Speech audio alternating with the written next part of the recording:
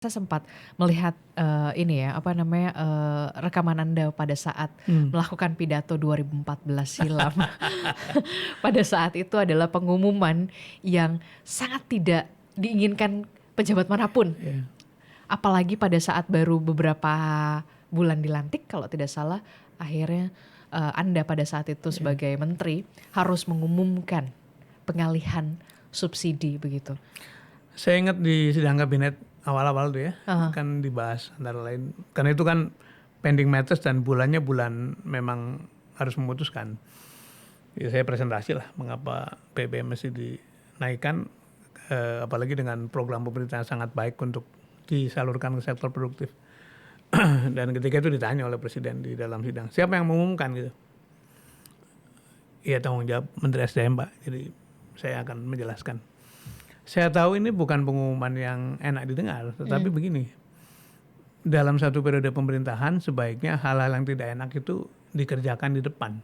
Karena pada waktu itu kan kira-kira Pak Jokowi, Pak JK masih bulan madu dengan seluruh masyarakat kan. Orang-orang masih menaruh harapan tinggi. Jadi kalau dikasih pil pahit sedikit, nanti akan ada obatnya lah di belakang hari. Dan itu pilihan kita waktu itu. Kita naikkan Dengan segala pertimbangan. dengan segala pertimbangan. Sambil, Walaupun itu tidak populis betul, kala itu. sambil kita ingin tanda kutip mendidik masyarakat bahwa harga energi itu naik turun. Karena apa? Mayoritas sumber energi kita yang BBM ini masih impor. Jadi tergantung pada harga minyak dunia kan. Betul. Nah, caranya bagaimana mendidik masyarakat? Kita bikin peninjauan 3 bulan. Jadi kalau harganya lagi naik, kita menyesuaikan. Kalau turun juga kita turunkan. Dengan begitu masyarakat terbiasa dengan sebagaimana kita membeli barang-barang lain. Up and down. Up and down. Dan itu kan baik bagi masyarakat sehingga punya perencanaan. Tapi dari segi politik pastinya kan Nah, punya pertimbangan lagi-lagi. Ini yang Tidak ada. saya harus katakan,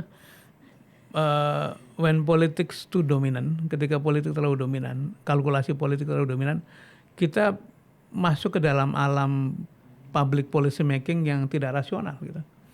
Dan itu sebetulnya bukan hanya membahayakan keutuhan tadi fiskal, tapi juga buat pemerintah sendiri. Karena lama-lama kan ongkosnya begitu besar kan.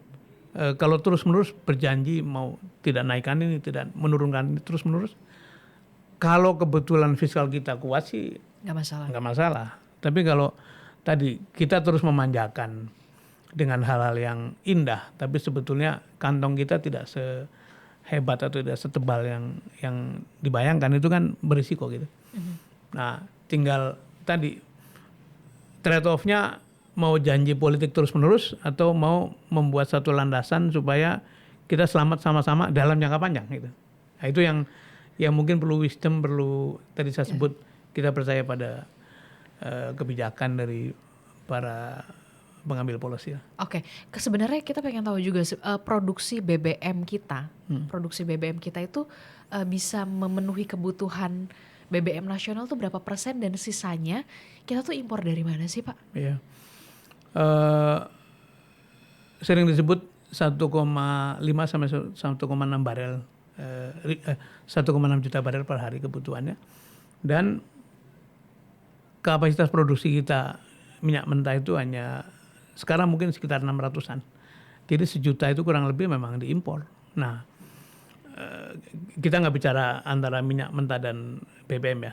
Tapi yang jelas kapasitas kilang kita itu tidak pernah berkembang di atas 800.000 barel. Jadi memang ketergantungan pada impor besar sekali. Dari mana diimpor? Dari pasar internasional.